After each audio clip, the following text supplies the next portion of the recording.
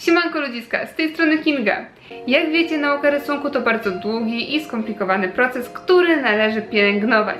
Razem z Markiem jesteśmy olbrzymimi zwolennikami tego, żeby inwestować w siebie, w swoją twórczość poprzez zakup różnych przyborów adekwatnych oczywiście do poziomu, książek, jak i kursów. Niestety, nie jest to tanie i przekonaliśmy się o tym wielokrotnie na własnej skórze.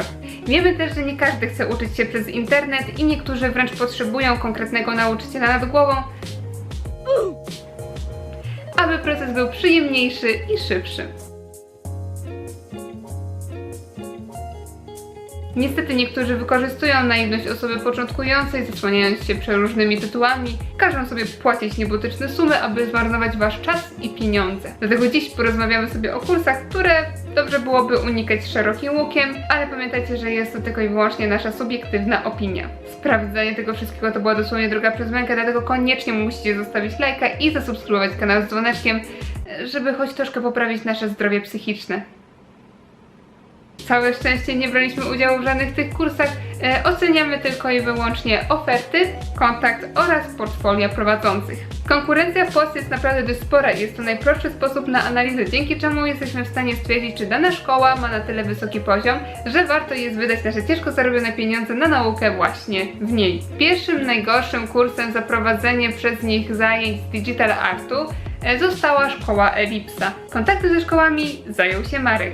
Zaczął bardzo niewinnie, tak jak zapewne każdy z was w momencie, kiedy szuka informacji. Wiadomości, które wysłaliśmy do wielu szkół, wyglądała praktycznie tak samo. W założeniu mieliśmy dowiedzieć się, jak wygląda plan ramowy nauki i portfolio wykładowców. Nie każdy jest w stanie stawić się osobiście, dlatego zadaniem takiej szkoły jest opisanie wam wszystkiego dokładnie i przedstawienie umiejętności, no bo jakby nie patrząc, czasami koszty są naprawdę dość wysokie, a to, co wam zawsze powtarzamy, to żeby uczyć się od najlepszych. Więc jeśli ktoś ma słabe portfolio, to nigdy nie będzie w stanie dopasować się do swoich podopiecznych, bo w pewnym momencie dawanie rad będzie dosłownie niemożliwe. Skoro mamy już zapłacić za lekcję, no to warto wymagać, prawda? Większość szkół nie ma problemów z przedstawieniem planów ramowych, listy tematów, czy właśnie prac wykładowców. Niestety Ellipsa ma do tego odmienne zdanie. Od samego początku zasłaniają się pracami swoich uczniów. Bo niby portfolio jest, ale go nie ma, bo uczy tam nauczyciel akademicki z wieloma tytułami, więc pewnie jest okej. Nie jest. Na całym świecie uczą ludzie, którzy nie posiadają żadnych wymyślnych tytułów, jednak są wybitni w swojej dziedzinie i na poziomie, którego w Polsce trzeba szukać niestety ze świecą.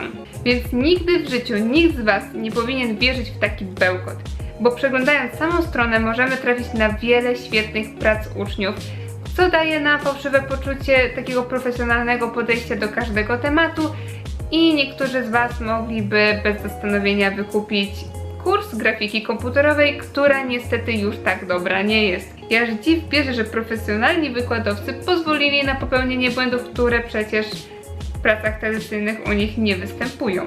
Prace tradycyjne samochodów zawsze są dla mnie w jakiś taki sposób zachwycające, ponieważ nigdy nie przepadałam za rysowaniem tych motywów i podoba mi się, kiedy ktoś opanowuje tą dziedzinę. I pierwsze, co się rzuca w oczy, to wyrysowana perspektywa, świetne proporcje, detale i estetyczny szraf. A później w digitalu mamy takie autko, które nie posiada ani jednej poprawnej cechy. Nie mówię tutaj o tym, że praca nie jest hiperrealistyczna, no to w takim razie mi się nie podoba. W ogóle w nauce nie o to chodzi. Te auto już na samym wstępie jest źle wyrysowane. Jest takie rozlazłe, wygląda troszkę jak żelek, a do tego lewituje w powietrzu. Dla przykładu pokażę wam również samochód wykonany przez ucznia, ale tym razem ze szkoły zagranicznej. Nie jest idealne, również jest rozmyte i przez to w niektórych miejscach jest takie lekko plastelinowe, ale jest równe i czuć, że jest to samochód. Do tego ta szarość w tle i cień pod kołami, popatrzcie jak to dużo daje.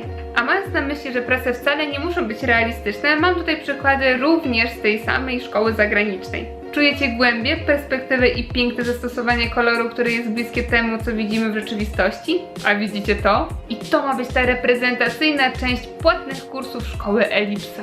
Ale dobra, można pomyśleć, że Ellipsa nie jest za dobra z kolorów, jednak bryłę na 100% mają ostro opanowaną i to można zauważyć w pracach tradycyjnych, więc dlaczego kurna ta sama wiedza nie może się przełożyć na budynki w digitalu? Szkic wiadomo do dupy, kolorystyka, szczerze mówiąc, to mi obojętnie, ale dlaczego tutaj nie ma światłocienia? Dlaczego to jest w ogóle jakąś beżową plamą?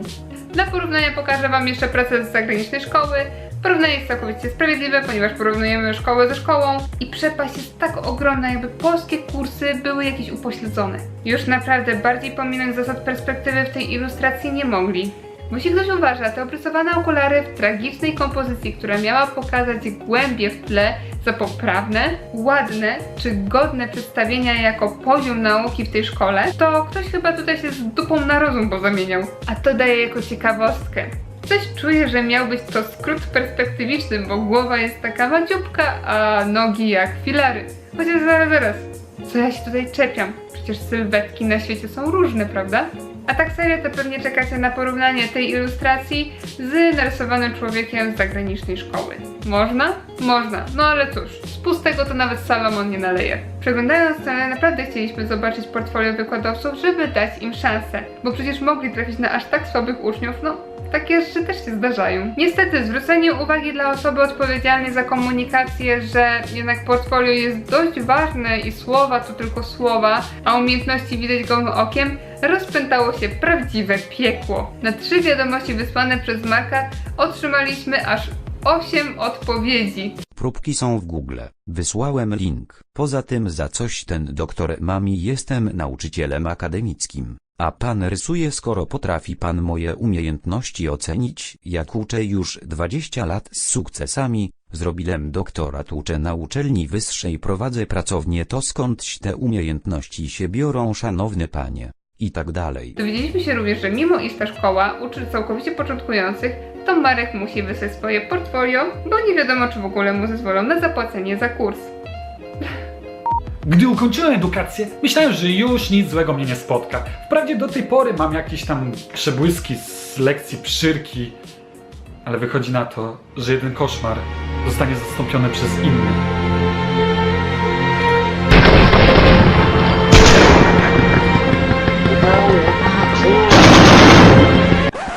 Bardziej niepoważnego zachowania to nigdzie jeszcze nie widzieliśmy. Więc po tym, co zobaczyliście, to powiedzcie mi, kochani, jak mielibyśmy zdecydować się na taki kurs, gdzie kontakt jest tak okropny, a portfolio wręcz nieistniejące. A przecież w przeciągu 20 lat domniemanego doświadczenia w rysunku tradycyjnym i grafice komputerowej to takie portfolio powinno być olbrzymie. Po prostu się nie da. Dlatego zdecydowanie nie wybralibyśmy tej szkoły, bo po prostu nie chcielibyśmy ryzykować.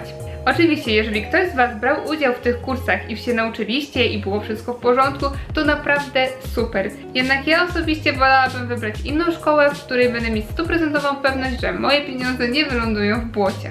Nie mogło oczywiście zabraknąć kursów od samozwańczego mistrza digital paintingu. Przerażająca historia tych kursów zaczęła się rok temu. Osoba, która kompletnie nie powinna uczyć, uznała, że będzie pobierać duże pieniądze od naiwnych owieczek, reklamując swoje kursy takim portfolio. Niesamowicie niski poziom nie przeszkodził mistrzowi digital artu kontynuować procederu i nadal oferować swoich jakże okropnych usług pod postacią kursów online. Dotyczą one rysowania natury, postaci, no i oczywiście portretów. To już nie jest śmieszne w tym momencie oferować czegokolwiek na takim poziomie, bo to jest czyste oszustwo. Cena za każde te kursy online pozwoliłaby na wykupienie materiałów ucenionych twórców na całym świecie. Dlatego po raz kolejny powtarzam, zawsze weryfikujcie portfolio osoby, u której macie się uczyć, albo szkoły, do której chcecie się zapisać.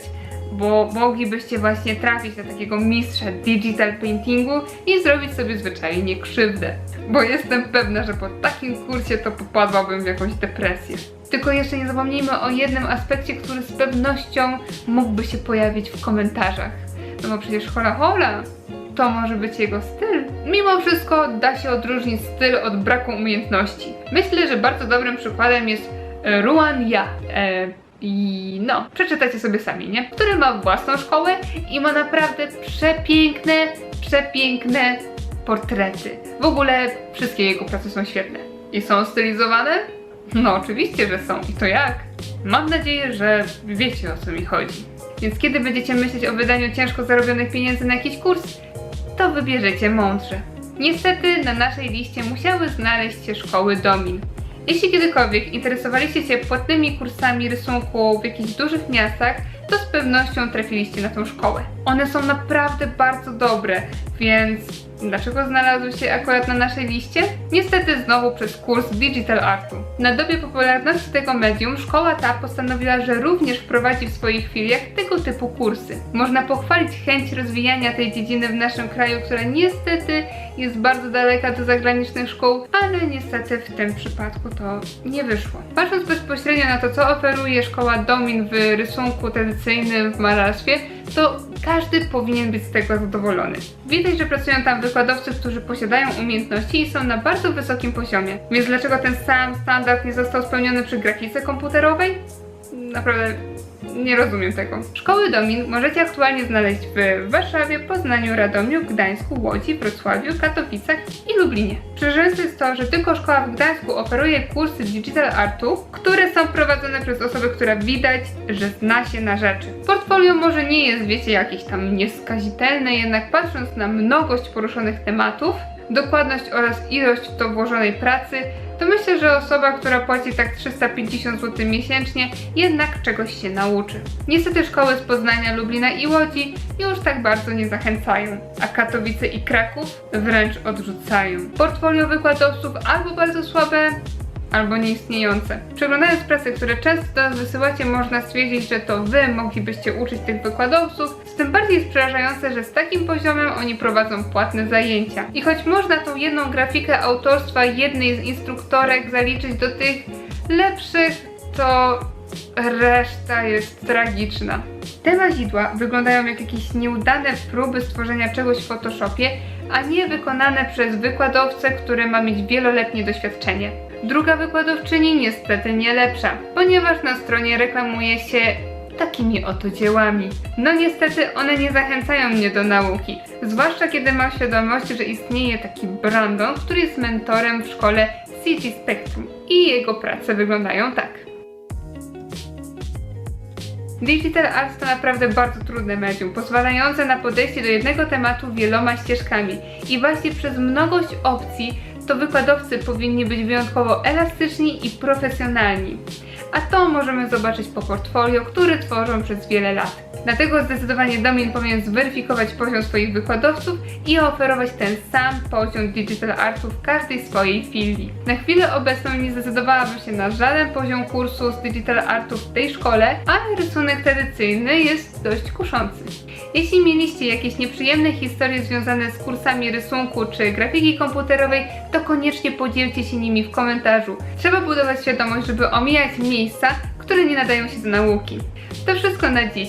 Napiszcie w komentarzu, czy chcielibyście zobaczyć film o najlepszych kursach w Polsce. Jeśli bardzo by wam na tym zależało, to z chęcią przygotujemy wyczerpujący materiał o kursach, które naszym zdaniem są godne uwagi. Pamiętajcie o zostawieniu łapki w górę i subskrypcji kanału z dzwoneczkiem. Następny odcinek w niedzielę po godzinie 16. Do zobaczenia. Pa!